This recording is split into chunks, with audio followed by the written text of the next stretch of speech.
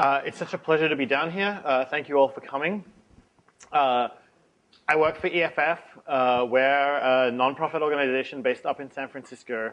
I used to joke that what we do is try to prevent people from breaking the internet by whatever means necessary, whether that's impact litigation or activism or actually writing code and changing the technical architecture of the network. And I think that joke was kind of accurate. Although these days, I sort of worry that in fact our job is not to prevent people from breaking the internet, but actually to unbreak it, because it's already broken in a few fundamental and problematic ways. And I'm going to talk about one of those this evening, which is the fact that surveillance is completely widespread on the internet of today. And so we're starting from that baseline of the things we do with this network being open to collection. And the question I'm going to ask is what we can do about that, if anything. So everyone seems to be spying on the internet. We learned last year through the leaks that were made by Edward Snowden, an NSA contractor, about a raft of programs by the United States government and its allies. And generally speaking, of course, EFF had actually been litigating about the NSA's surveillance programs since 2005. There were other whistleblowers before Snowden who'd given us nothing like the profound picture we got there, but there was a courageous man named Mark Klein who retired as an engineer from AT&T up in San Francisco. And as soon as he retired, he walked into our offices on Shotwell Street in the Mission and said, I just retired, and I want to tell you that before I retired, I was given this job of installing a fiber optic splitter on a backbone fiber running through the Folsom Street facility in San Francisco, making a copy of all of the telephone and internet data that was going through that facility, and sending that copy of everything into a mysterious locked room run by the NSA. It's an amazing room. You can see photographs of it online. It was a room with no door handle, so there was no way of opening it. You'd have to sort of attach a door handle to it in order to get in there. So we knew before the Snowden leaks occurred that there was this incredibly widespread surveillance happening, but we had a lot of open questions about it. We could generally sort of speculate, and for any given issue, we'd have a spectrum of what we thought intelligence agencies like GCHQ and NSA might be doing. And by and large, those spectrums ran from not much to really terrible. And we got to peek behind the curtain through Snowden's leaks. And almost in all cases, there are a couple of exceptions, but almost in all cases, what the NSA was doing was at the very extreme end of what we thought was possible. So this is one extremely ubiquitous and now widely discussed kind of surveillance. It's included things like sneaking little interception points not only onto AT&T's network, and AT&T is a very regulated company with a long history of cooperating with the government, but when companies didn't cooperate, perhaps Google and Yahoo, we have these little diagrams about how the NSA managed to intercept data there anyway. There's the little smiley face saying, SSL added and removed here. Now, SSL, I'm going to talk a lot about SSL tonight. SSL is the encryption layer that is most commonly used for internet protocols. You encounter it most often in your browser if you look at a website address and it has an HTTPS. If the little S is there, that stands for secure. It means that SSL is happening to encrypt your connection. So HTTPS, SSL, TLS, these things are all synonyms for each other. And here we have the diagram showing, oh, well, Gmail, for instance, is SSL. It's encrypted, so an eavesdropper ought not be able to read your Gmail emails. But that protection is only present here between your computer or your phone out on the internet and this Google front-end server. And then there are all these back-end servers inside Google's cloud here. And these don't have encryption, or didn't have encryption. And so what this slide shows you is that the NSA had snuck in somewhere in here and planted taps of the same sort that they'd used on the AT&T network to collect everyone's searches, their email, their map requests, etc., their Google Docs, without Google's knowledge or permission. But it's not just, the NSA. People's opinions may vary on the degree of legitimacy of the NSA's activities, and that's an ongoing debate.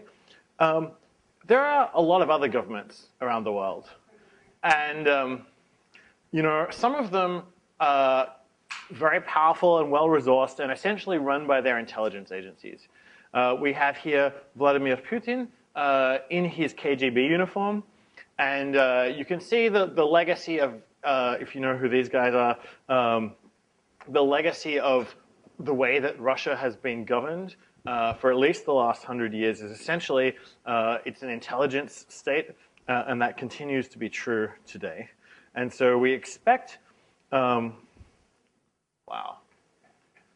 I'll try and get it, that was supposed to be a video. Let me see if I can just jump over to a browser so that we can see that video without the, okay.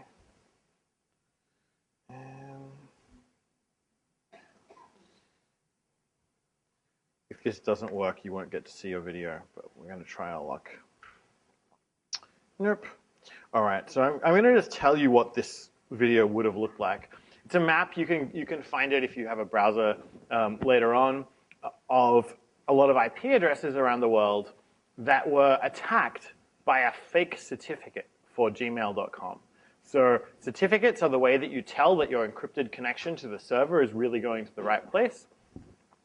And in 2009, shortly after the Iranian disputed elections that occurred that year, there was a discovery of a widespread attack against Gmail that involved a forged certificate obtained by breaking into a company called a certificate authority in the Netherlands that was able to make one of these things. And 300,000 people, mostly in Iran, but actually all over the world, had their Gmail accounts, their usernames and passwords hacked by the Iranian government because essentially Iran was mad that they didn't have a practical way to eavesdrop on people's Gmail accounts. And I actually took this kind of a little bit personally because a little while before that I'd gone on television translated into Farsi in Iran, and when asked, what's the best way to communicate safely given that we have a really dangerous government here, the answer I'd given was use Gmail and make sure it's HTTPS. That way you've at least got Google's security team on your side. Don't do this if your adversary is the NSA or the American government, but if your adversary is the Iranian government, then that's actually a pretty sound choice you could make. And then here we saw actually this large-scale, sophisticated attack against the encryption that US companies were using. And so that, I think, for me, was emblematic of the fact that we have this internet that we built kind of from scratch through the 80s and 90s with, if you're a coder, it was kind of built with string and duct tape.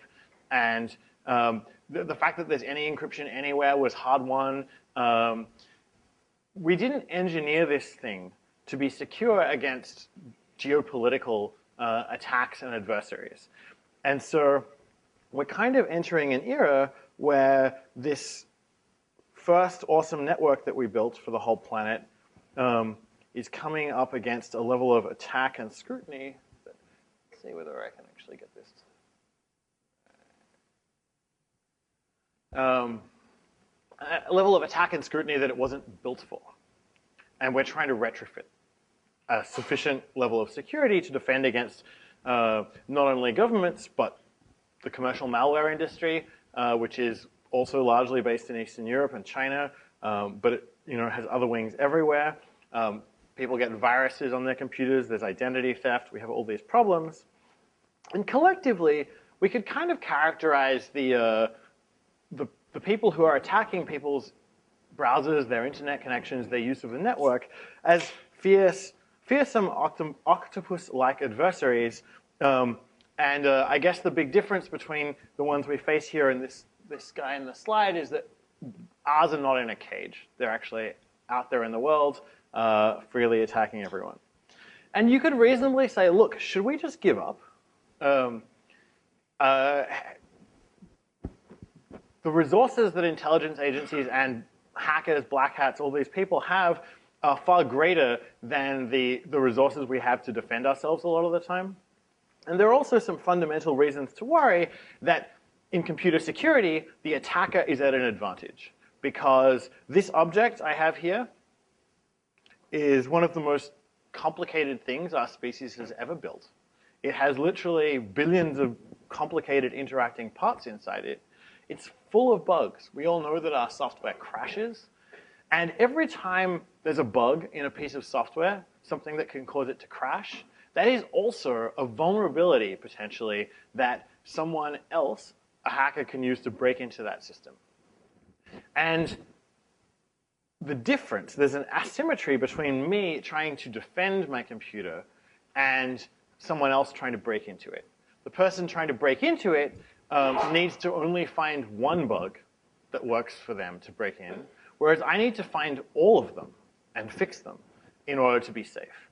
And so this asymmetry seems to be very discouraging from a security perspective. But because I work, perhaps because I work for the EFF, I'm here to tell you, no, we shouldn't just give up. There is a line I think we can take. And there are a couple of reasons. I mean, one is that literally some people cannot afford to give up. Their lives are at stake, their lives or their liberty. But more profoundly, I think there's a difference between protecting yourself against a targeted attack and protecting yourself against what we call dragnet or driftnet surveillance. The difference between these two things is driftnet surveillance collects everyone's email, everyone's searches, all of the things we do all of the time, and puts them into a giant database, like the ones that GCHQ and NSA run, or other governments, presumably. And then those agents in those agencies can sit around at their leisure and run queries to figure out who the people they're interested in are and what they're up to, based on elaborate, essential reading of all of our emails simultaneously using a database query, machine learning, data mining, all of these things. That is the kind of surveillance that I think we have a chance of stopping. What we don't have much hope of stopping at this juncture is targeted surveillance. If there's a guy, this is a scene from the film The Conversation, set in San Francisco from the 60s. If there's a guy like this who snuck into the hotel room next to yours and is busily planting a bug there, or these days a hacker who's looking at your specific computer and figuring out a way to break in, I think your odds are very poor. And there's nothing that we can do for internet users in general to make them safe against that kind of attack. But I do think we can get there for protection against dragnets. And the purpose of my talk tonight is to talk about how we get there. I gave it a subtitle, 7 to-do items for internet users, web developers, and protocol developers. In part, that's, I guess, following the fashion for link bait. Nobody can resist clicking on a thing that says 7 ways of doing something. It's a bug in the human psyche, apparently. And so I'm going to give you these seven things in approximately ascending order of complexity and geekery. The first one is that users should do the things with their own computers that give them maximum security. And there are a few of these that are really easy to do, and you should just do them. Make sure the operating system you use and the browser you use are patched. You're running the latest version of whatever, whether it's Firefox or Chrome, or if you must run Safari, I'd recommend against it, but if you have to run that, make sure you've always got the latest version and it's patched. And I know that's painful sometimes because the upgrades move the buttons around and make the software different to use, occasionally even harder to use. Every time there's a new release of an operating system or a browser, it fixes a whole lot of bugs that would let people break into the old version. And once those are out there and known, they're really easy to use against you. So don't be that kind of target. Use encryption where you can turn it on. We actually do a lot to make encryption easier to use. We have a browser extension for Firefox and Chrome called HTTPS Everywhere. You can just grab that. Point your browser at eff.org/https-everywhere and install it. And what it will do is it knows about thousands of websites that offer encryption but don't use it by default. And that's like kind of a head-smacking tragedy. Why would you offer encryption on, when we first launched it, it was Gmail, for instance, back then, or Facebook.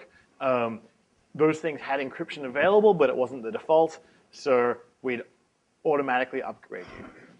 These days, those sites are actually, thanks to us bugging them, do SSL by default, but there's thousands of others that don't. Wikipedia, Craigslist, Reddit, etc. We try to offer protection for all of them. If you use an instant messaging program, consider using one that supports OTR. OTR is an acronym for off the record. It's a little encryption layer that you can install, especially with Pigeon and Adium. But there are some funny trade-offs here. Pigeon and Adium support this great form of end-to-end encryption, but they don't. They're written in somewhat buggy programming languages, and so there's perhaps a higher risk that you would take against a targeted adversary by deploying that protection against the dragnet adversary. But assuming you're taking my premise that we can only really practically defend ourselves against dragnets, this is still a good trade-off. If you want to browse privately, you should install the Tor browser bundle. It's a little specialized web browser that bounces your traffic around the internet before it goes to its final destination.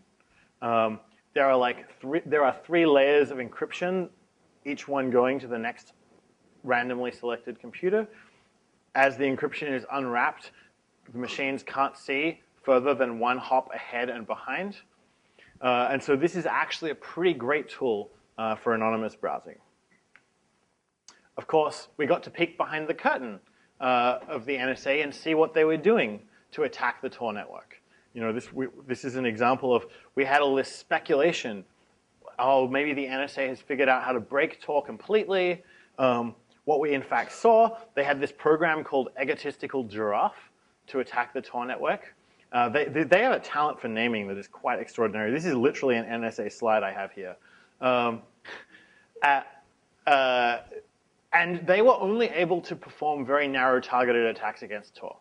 They were able to identify sometimes a particular person using Tor and with a warrant break into their computer, but what we didn't see was universal de-anonymization of people browsing through this network. So we're making progress against dragnets if we use things like this. There are some other tools you can consider. TextSecure is an Android and I think now an iOS app you can install that does encrypted SMS if the other person has also installed it.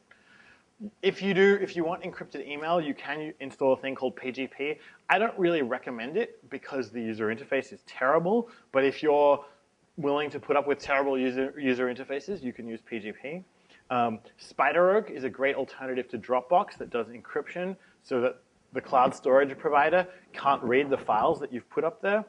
And there's a lot of new cool stuff like this that's going to be appearing in the next few years because I think a lot of internet engineers have kind of received a wake-up call from the Snowden leaks, and they are turning around and trying to figure out how the next generation of communications tools can be safer. So, second to-do item. This is a particular one that we think is important. If you want to get onto a network in the United States, by and large, most of your options require you to be identified, basically, tagged and tracked before you even get to point your browser at the world. And we don't think that that's a sensible default. People ought to have the right to browse the web in private in the same way that they used to have enjoy the ability to walk into a library and browse in the stacks in private. And we just haven't built our new global reading infrastructure in the same way. But if people run open wireless networks, then actually there will be ways to communicate without that default universal identification of every reader. So we have this campaign at openwireless.org to promote this. How do you do it securely right now? You may still want to have a password-protected network for your own traffic. One little hack you can do to make that happen is if you have two routers, you've got the one you're currently using, and an old Wi-Fi router lying in the closet from a while back, chain them together and have the WPA2 secure one hop below the open one, but connected with a physical Ethernet cable. We're also working on making firmware for routers that will do two networks at once with very clever prioritization so that your open one never slows down your encrypted one.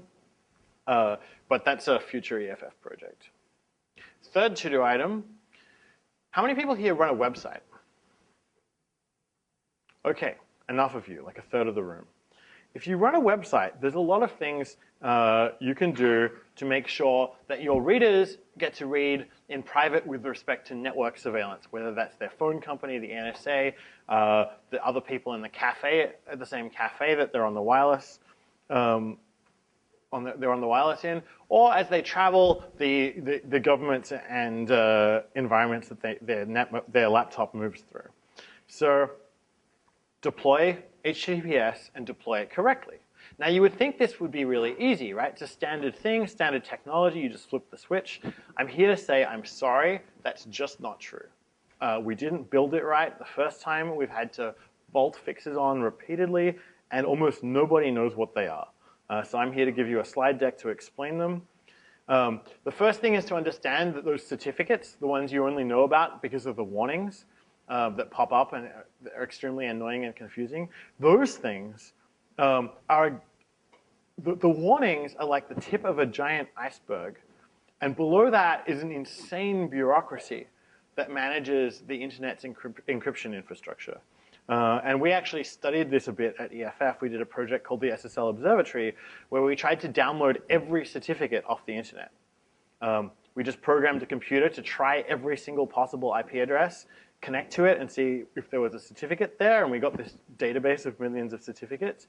And what we saw inside that database completely horrified us. So we had that project. Here's a map of all the organizations that we observed around the world that would be able to make a certificate for any domain, like a certificate for www.facebook.com or gmail.com or mozilla.org. Then there are hundreds of these. In fact, the map of them is it's printed in a font that's too small to read. Over on the left-hand side, you can see there's this vast collection of these organizations. And then what you see over here is a zoomed-in magnification of this little section of the map. And you can see there's a list of these that are explicitly trusted by the web browsers that we use, like Global Sign here, or Deutsche Telekom. All of the polygons are things that a browser like Mozilla or Google or Internet Explorer decided to trust and give the power to certify the whole network. And then the ellipses are organizations to which that authority was subsequently delegated in an automated technical way. And so what this meant was, if you were the Iranian government and you wanted to break into Gmail so that you could read your citizens' communications in bulk, you had quite a lot of targets here. You could target any one of these hundreds of organizations. And so because you could do that, in order for the user to be secure, it's kind of like crossing a rope bridge. They have to not have any of the certificate authorities hacked. And if any one of the links in this chain or this rope bridge fails, you're going to lose. This is an ill-thought-out design, or in fact, perhaps the truth of it was the design just wasn't intended to be used for this purpose. The certificate authorities explicitly exist in 52 countries. Iran isn't one of them, of course, but it was able to find one in the Netherlands that was insecure and break into it. And to make matters worse, actually it turns out you don't even need to hack a certificate authority. You could just hack one of these router objects that sits between them. Because the way that certificate authorities decide whether to make a certificate or not is usually just to send an insecure email. And you can hijack that email by compromising one of these routers. So in truth, our encryption infrastructure has thousands of weak points that could be broken into. Fortunately, these kinds of attacks are usually fairly specialized and narrow. I kind of talked about an exception to that in the sense that Iran performed this one specialist attack and then stole 300,000 people's email that way. But more commonly, when these things get broken into, it's with a very specific narrow target in mind. So fortunately, if you want to run a secure website, you don't need to worry about this mess. Those of us who do internet security engineering on a large scale, the Facebooks, the Googles, the Mozillas do need to worry about this. But for your own website, you can actually assume that the rope bridge is crossable, get yourself a certificate, and proceed. So you need a certificate. You need to make HTTPS be the default. You need to either do this thing called secure cookies, or there's an alternative called HSTS. You need to ensure that there's no mixed content on your website. So you can't have a page that's HTTPS, but it's hypertext, and the scripts and the CSS and the images inside the page actually came from an HTTP URL. You need to do a thing called perfect forward secrecy, which ensures that if your key is stolen, then your past communications won't be broken. And you need to debug, make sure you've got a well-tuned configuration for your server. So I kind of recommend if you're running a website, just take a photograph or a copy of this slide, and it's like a checklist. I'm sorry that this isn't all happening by default. I'm sorry that I can't report that we've worked on this and there's a single switch that every website operator can flip to be running a secure site. I have my fingers crossed we're working on this problem. Maybe in a year or two I'll be able to come back and say you just press one button and it'll work. But we're not there yet. How do you make, I think I talked about this a moment ago, how do you make HTTPS the default? There's inside baseball stuff that works for Firefox and Chrome. Actually, this slide is out of date.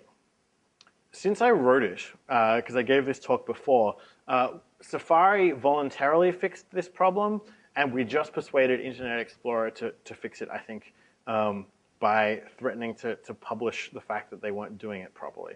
So the next version of Internet Explorer, I think Internet Explorer 12, will support this HSTS header, so you don't need to worry about secure cookies, just do that.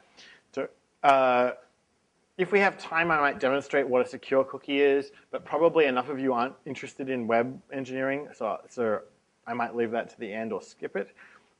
If you are running a site, go and Google secure cookies and figure out how they work. Mixed content. You can test the quality of your SSL deployment at this SSL Labs, SSL test site. Go and feed your site into that, etc. The next thing you should do, if you have email, perhaps you're a law school and you have an email server. Perhaps you're a social network and you send email on behalf of all of your users. Or perhaps you just run your own domain. There's a simple setting you can turn on called Start TLS. You should do that. What that'll do is when your mail server connects to the other mail server to send or receive an email, it'll say, hey, can we do an encrypted conversation? And if the answer is yes, then passive adversaries, dragnets, won't be able to read all of your email. How do I check if that is possible? You can send an email to Gmail in both directions. I'm sure you all have a Gmail account. Go and look at the headers. And inside the headers of your emails, there's a little thing saying this email was sent from this computer to this other computer via SMTP or via SMTPS. And if it says SMTPS, congratulations, you're now secure. If it says SMTP, sorry, you need to reconfigure your machine. This is what that looks like. Here, we have a successful transmission of an email from EFF's mail server to Google. And you can see with ESMTPS, and then some information about how the encryption is happening. So I guess the first time I gave this talk, it was in front of a startup audience. So I had a specific to-do item for them. But if any of you run an email domain, go and make sure your IT team has a ticket for this. You don't need to worry about the certificate so much for email. This is a problem that we're going to be solving in the next year or two For now, the best you can do with email is just protection against the passive surveillance. You can't actually do cert checking in any sensible way. Okay, skipping over that.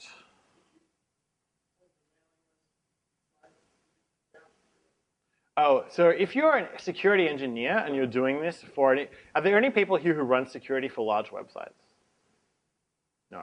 So this is advice for people who are, we have a mailing list where engineers at all of the large tech companies in the Bay Area and elsewhere get together and share knowledge on how to do this kind of stuff. So that list is called CryptoOps. You can Google for it and participate in that conversation.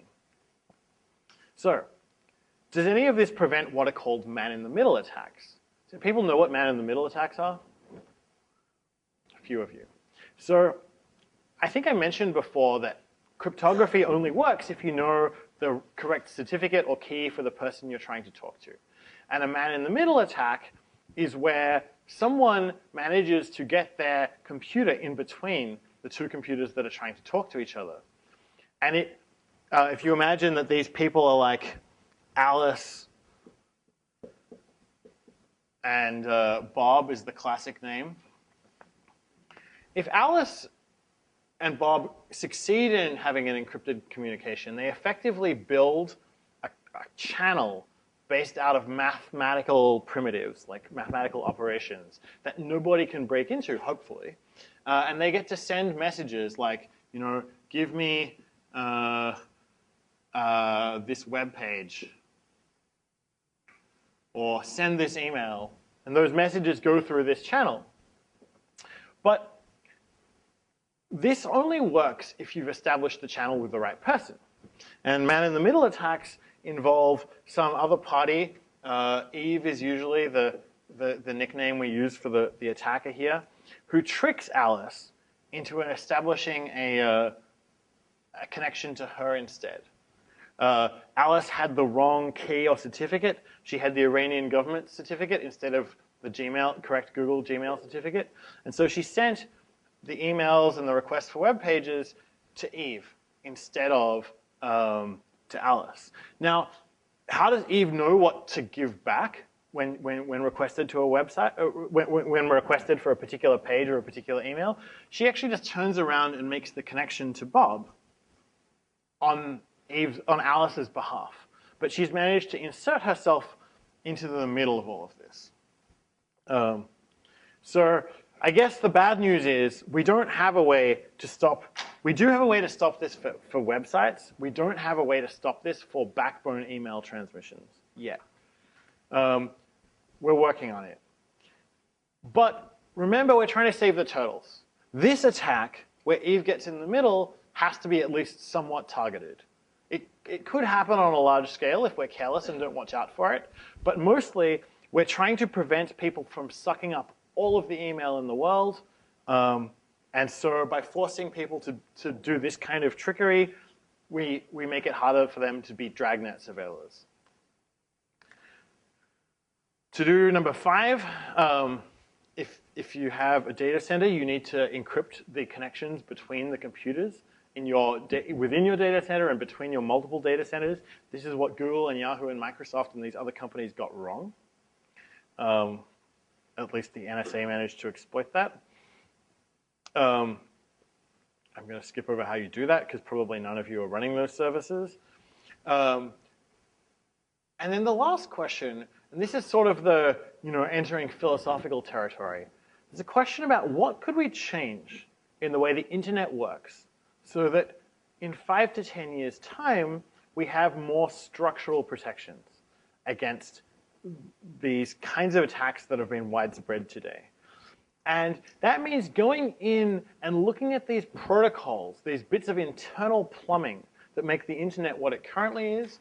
They have names like TCP for the protocol that two computers use to talk to each other, or DNS, which is the domain name system, which is how you look up a name like www.eff.org and turn it into an IP address, or HTTP, which we use for web pages, etc. These protocols that we have today are not great. And I think there's a lot that we could do to improve them. On the DNS front, there's a big push for a pair of things called DNSSEC, domain name security, which is a proposal where, currently, if I look up www.stanford.edu, I basically just believe whatever address I got given back in exchange for that request. There's no way for me to check that, it's going to give me an IP address, it's going to look like this. I have no way to know if the answer the network gave me back was the right one. Just none. So the DNSSEC initiative is trying to fix this using a hierarchy of keys and cryptographic signatures to verify things. So in this DNSSEC future that we might end up living in, you're going to have this dot. There's actually an invisible, did people know there's an invisible dot here? Every time you look at a domain name, there's an invisible dot over on the right. You can put it in explicitly, it'll still work. At the top, you have the dot. This thing is the root of the domain name system. It's an astonishing piece of geopolitical authority that sits at the middle of the supposedly decentralized internet. It's been run by an organization called ICANN, which is a quasi-NGO created by the US government and some defense contractors. It's very strange. This thing exists. Below it, you have organizations running domain names like .edu or .com or .uk. And then below that, you have .co.uk. Or over here, we have .ly, which is Libya.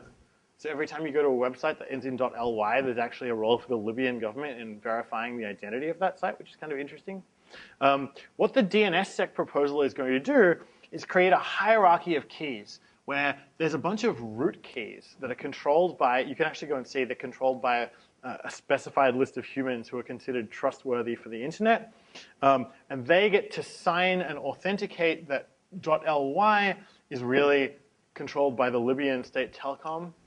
And so they have a key. And then below that, you might have bit.ly, which is a website that you're trying to visit. And then so there's a chain of these signatures that can go all the way down to actually telling you that the IP address you got back from the domain name system was the correct one. It was signed by this chain of people. It's a bit of a problem if Libya is in the chain for a site that you visit all the time because geopolitically they might do something to you.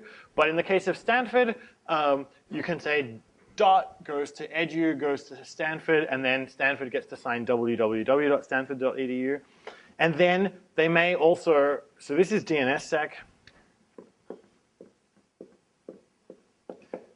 There's another protocol that's been proposed called DANE, which will then allow, in addition to an IP address, which is normally what the domain name system gives you back, it'll give you back keys or certificates that you can use to verify that the site you're going to is really who it's supposed to be, thereby getting us free of this structural problem we had before of the chain bridge that could collapse if any one of thousands of places are hacked. Anyway, this is the high-level picture that we're facing. There are new versions of HTTP and TCP, and we're actually going to offer, EFF is actually going to offer a prize for a new end-to-end messaging encryption protocol, probably later this year, to replace PGP and OTR. So this work is occurring, and it's actually a really exciting time, I think, to be an engineer or a policymaker working on these innards of how the internet functions, because we're trying to get it right the second time. The first internet was amazing because it existed. Maybe the second version of the internet we're trying to build now will be amazing because it's actually secure for the people who need to, entrust their lives or their liberties to it. So that's my high-level story. EFF is as I said, a nonprofit based in San Francisco. We exist because our members donate to us, and we're often hiring as well, both for computer scientists, lawyers, and for activists. So, questions. So the question was, can I explain the recent attack against Internet Explorer? And I think the one you're talking about is actually it's a super interesting case because it was an attack against old versions of Internet Explorer. So there's this problem that lots and lots of people are still running Windows XP. And they're running the older versions of Internet Explorer that existed for Windows XP. Now, there are a few reasons why that's true. One is that Windows Vista, which came after Windows XP, was a lot more memory, required a lot more memory. It was much slower. So people didn't upgrade if they had old computers. They just stayed running Windows XP. The second problem was Microsoft often encouraged companies to use what are called proprietary technologies like ActiveX, which only Microsoft software supported. And so if companies did that, then they'd end up with software that only ran on particular versions of Internet Explorer back in the early 2000s.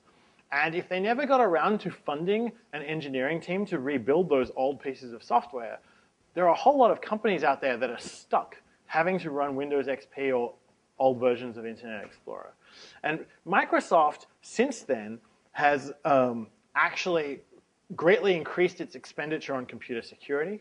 Newer versions of the operating system in their browser are much better from a security point of view than Windows XP and IE 6 and 7 were. But there are all these people who are locked to old versions of XP and Internet Explorer.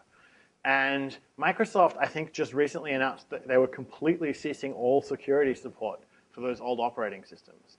And so what we're now kind of seeing is organizations that are still trapped by compatibility problems that prevent them from upgrading, and they now have no protection against attacks. I mean, they were probably in a pretty precarious position anyway, because as I said, you know, those really old operating systems weren't engineered with the same level of security that newer ones are.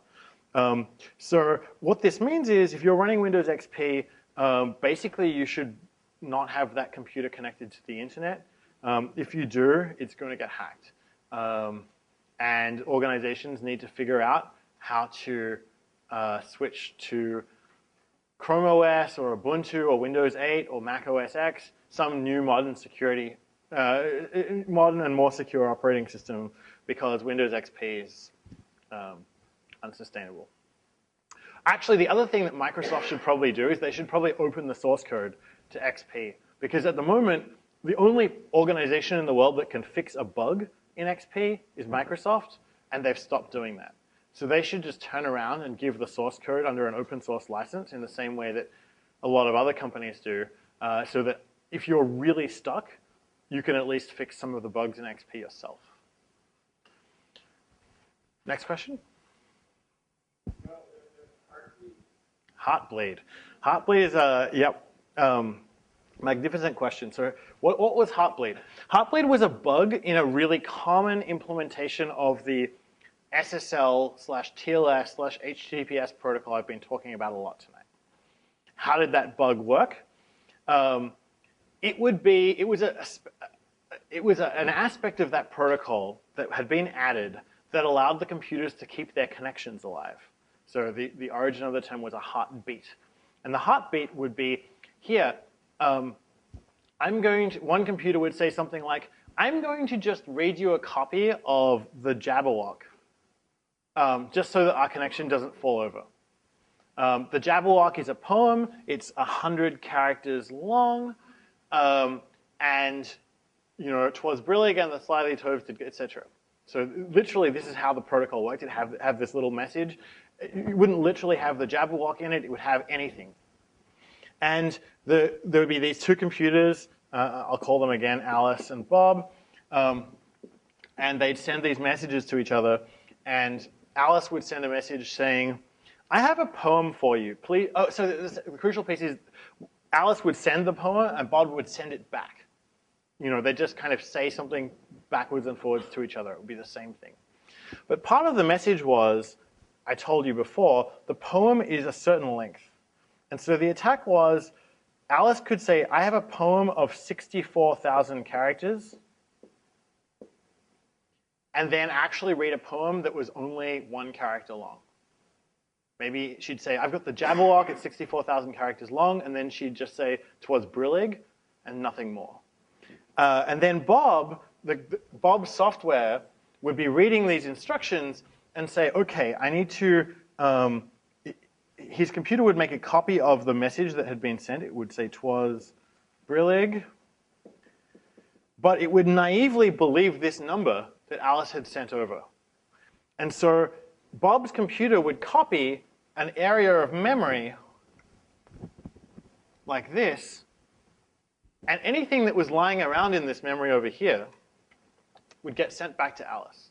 So that it could include, Bob at gmail.com and a password. Commonly did include usernames and passwords. Occasionally it included keys to encryption, which was even worse. Could include cookies that you could use to steal accounts, hijack identities. All this stuff would get sent back to Alice's computer, and she could harvest it. So that's how the Heartbleed bug worked. And then I guess the implications of a bug like this are really interesting. The single biggest practical piece of advice I have for anyone about this is upgrade your software. When there's a security update, update it straight away. Because we think probably still that the only people who are really badly affected by Heartbleed, there may be two categories, but the largest category were people who didn't fix their software quickly on Monday the 7th of April when that announcement came out. If a week, a day or 2 days or 3 days later, or a week or a month later, you still haven't fixed it, anyone could send messages to your computer and just steal usernames, passwords, cookies, keys out of that computer. It's still the case that if you look at the most popular sites on the web, a few % of them are just vulnerable to this attack. So if you have your computer configured to automatically accept security updates, you'd have only an hour or a few hours on Monday the 7th of April when someone could do this to you. And unless you were a very high value target, that probably wasn't going to happen. Now, there's a separate question, which is, did somebody know about Heartbleed a long time before that day on which public disclosures occurred? And were intelligence agencies or hackers surreptitiously using it secretly for a long time beforehand?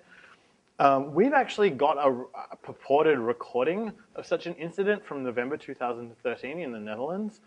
I do not know whether that recording is authentic. I actually spent quite a lot of time doing forensics on it and working with the IT admin who claimed to have found this thing, and I really couldn't tell whether it was real or not. But I think it's an illustrative case of this is a common occurrence. The difference between Heartbleed and a dozen other bugs that have happened in recent years is that Heartbleed had better marketing.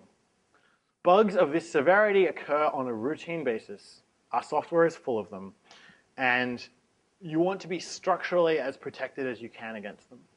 So the big thing is automatically install your security updates. Another small thing, I mentioned this before, is perfect forward secrecy. What is perfect forward secrecy? This is super geeky and obscure, but that's a property of these mathematical channels that computers use to talk to each other in an encrypted fashion. If they have forward secrecy, then in order to read what goes through the channel, you need to be doing this man-in-the-middle attack that Eve is doing. There's no other way to do it. If you don't have forward secrecy, then there exists a secret key over here that Alice has and one that Bob has. And if you can steal one of those keys, you can decrypt the contents of this channel anytime you like. So for instance, we know that the NSA keeps encrypted channel recordings indefinitely, and they're not subject to the same warrant requirements that recording your email or your text messages would be. If what the NSA is seeing is encrypted, they're allowed to just keep it with no legal oversight. We know that GCHQ, which is the British government intelligence agency, keeps all traffic for 30 days, going into and out of the UK, but actually on a lot of fiber optic cables in other places. And so the implication is, if they manage to steal one of these keys and they have recordings of past traffic, they can use the key they've stolen today to decrypt a channel from months ago. So perfect forward secrecy is this thing you can do that protects you against that. The connection to Heartbleed is if on some day your Heartbleed stole your key, at least there wouldn't be this possibility of your communications being decrypted in retrospect. I hope that was clear. Yes? That's a great question. So the question was, we've learned about instances of deliberate corruption of protocols, things being engineered in a way to be intentionally vulnerable by spy agencies. And the question was, are we doing a better job with this new internet of the new set of protocols of being safe against that kind of intentional backdooring of our work? And there are two ways of answering this. One, are we safe against that? The answer is no. The second thing is, are we trying harder to prevent it? The answer is yes.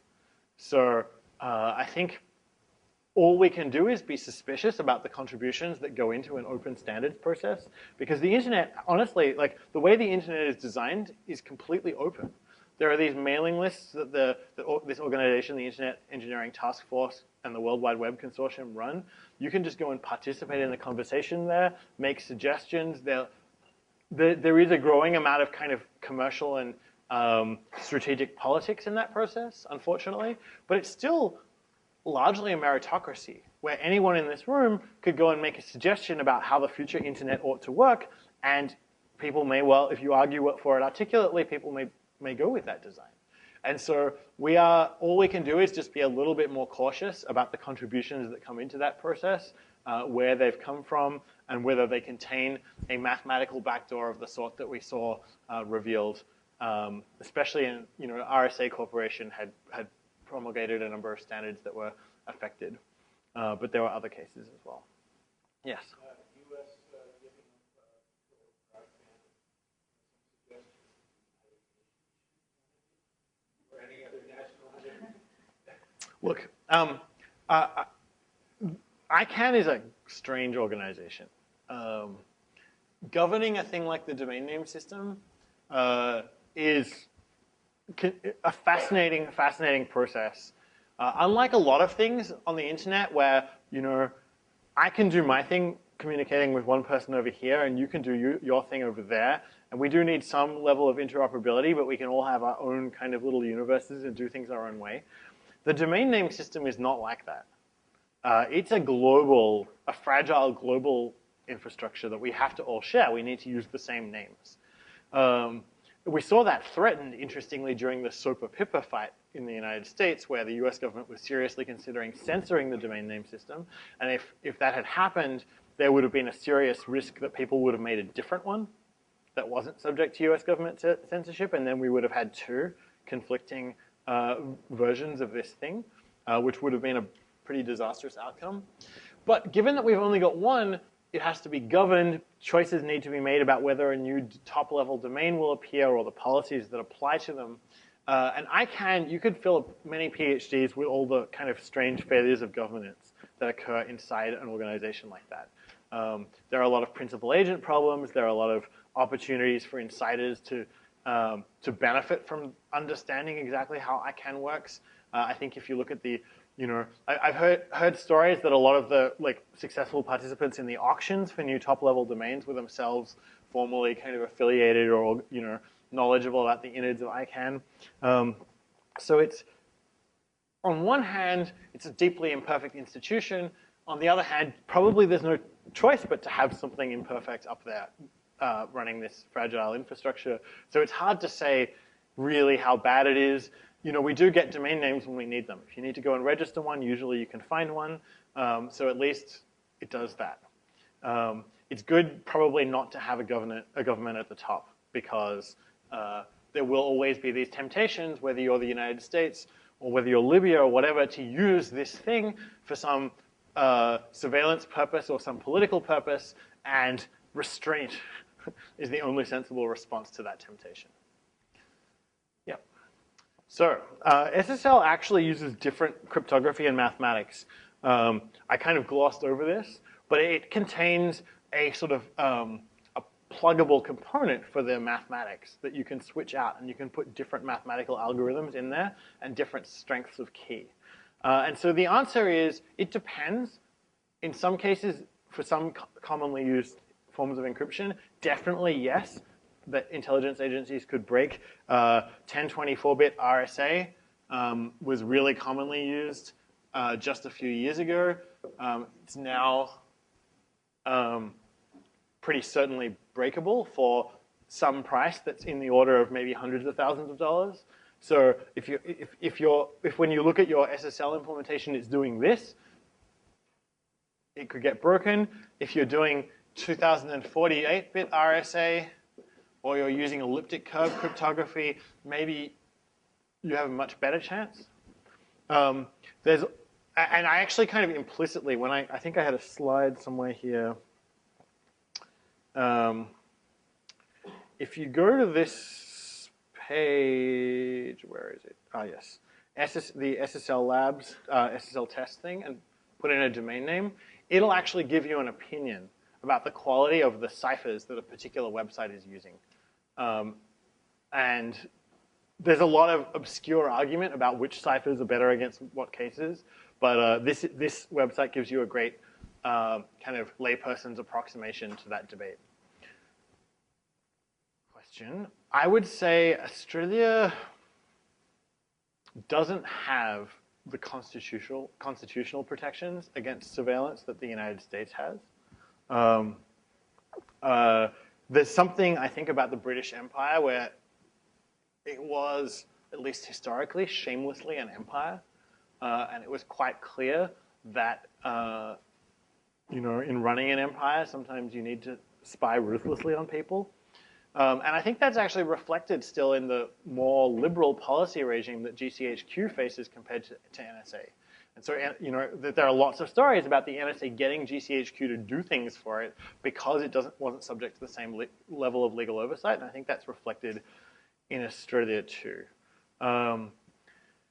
Now, unfortunately, I guess the other side of that story is that the constitutional protections here in the United States have been heavily eroded, especially the Fourth Amendment, by the war on drugs, most especially, and then the war on terror as well. And so, I think the mission that my attorney colleagues have set for themselves is to try and restore as much of that as we can. That's right. So I should have used this whiteboard when I was trying to explain Tor. But the way Tor works is it's got a collection of a few thousand computers around the world that are called Tor nodes. And you're sitting over here with your web browser, and you want to go and look at, say, a health website over here, and you don't want people to know that you're looking at that health website. What your computer is going to do is it's going to select three of these nodes. It's going to say, maybe I'm going to go to this one first. This is called a guard node because it's your first hop and has certain security properties it needs to meet. And then you connect to another one called a middle node. And then the last one is an exit node. Exit nodes have interesting properties as well. Each of these, as I think I mentioned before, can see one hop in front and one hop behind, but the encryption prevents it from seeing anything else. And then you connect onto your destination. And you can kind of see from this, if you imagine what this would look like if an intelligence agency had compromised this system, they'd be starting to get quite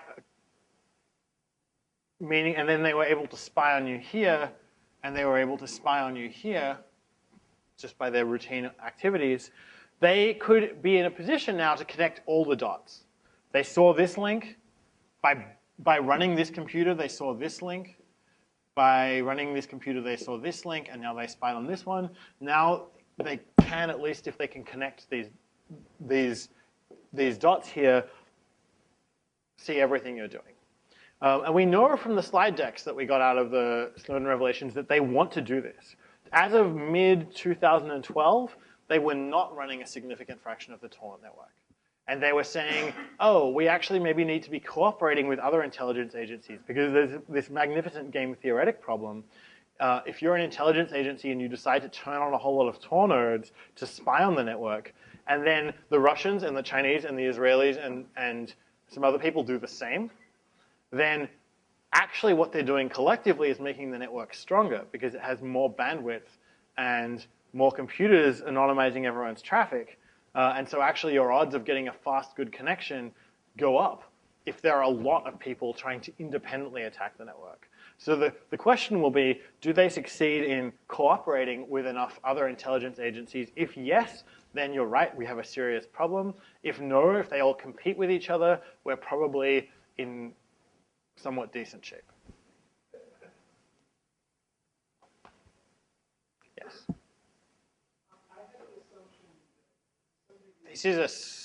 This is a really interesting question. This is the question about like what's the Treaty of Westphalia for the internet going to look like? What's the new like epoch we're entering? And one possibility, which follows sort of your logic, is that the state or anything like a state with that level of resources always wins for anything it cares about, which means we have a global class of intelligence agencies and things like them. And each one of those institutions has the ability to spy on every human on the planet. So we have this kind of, in this equilibrium, we have almost a class conflict between intelligence agencies and every other kind of institution, whether it's a corporation or the democratic wing of the government that's actually trying to pursue policies transparently and with public accountability. And all of these second group of institutions are at a disadvantage compared to the intelligence agencies. That's one possibility. Another possibility is that there's a more complicated game, especially between large corporations, between a Google or a Facebook or a Microsoft and a nation state. And you see versions of this playing out. I didn't finish the story about what happened with Gmail and Iran, because that attack I showed you, where Iran got a fake certificate to break into Gmail, was a sign that the Iranian state was really mad about the security measures that a US corporation was deploying and offering to its citizens, to Iranian citizens. And they were willing to go to great lengths and were able to successfully, for at least a month, break that security. But what happened next? Google put an update into its Chrome browser that would actually double cross-check the certificates, and they essentially made it impossible to launch a man-in-the-middle attack, at least against Chrome. And now there are similar protections in Firefox. So you're seeing a situation where the Iranians couldn't anymore read everyone's Gmail. What did the Iranian state do? It said, we're going to block Gmail. We're going to make an Iranian alternative. This is what I call the Chinese model for how you control the internet. You make your own version that's almost as good or just as good, and you mess with or block the one that people use overseas so that the user's experience is inferior, or like they can't get to Wikipedia at all, so they go to the local Chinese alternative. And that's been hugely successful. Google, Wikipedia, Gmail, almost nobody uses these things in China. So Iran was trying to be the second state in the world to free itself from the policy decisions of Western corporations on computer security issues. And for a week, they blocked Gmail. I actually doubly worried during that week, like, did I help to encourage this to happen by like telling people in Iran to use Gmail and kind of explaining clearly that that was actually quite safe for them most of the time?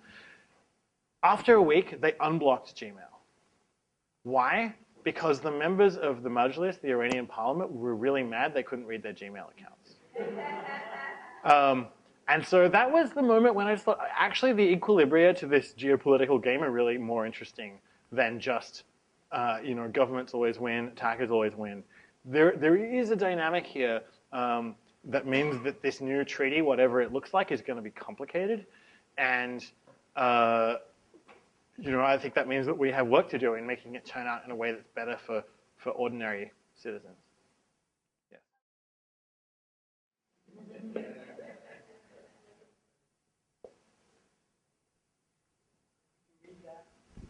Yeah, it's eff.org/files/surveillance-todos.pdf.